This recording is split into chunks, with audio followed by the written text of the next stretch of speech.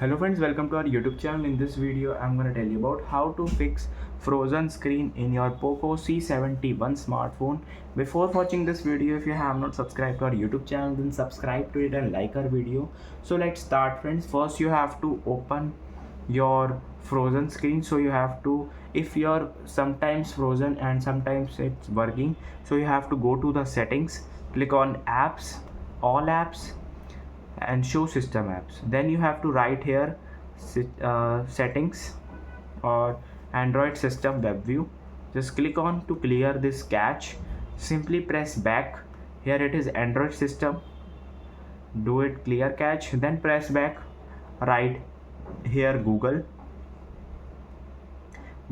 Play Services. Then you have to clear cache this and restart your smartphone.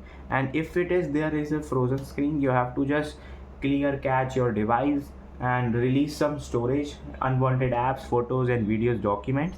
And if it is does not work, you have to go to the service center and fix your smartphone. I hope you like this video. If you like this video, then subscribe to our YouTube channel for more helpful tips and tricks videos. See you next time.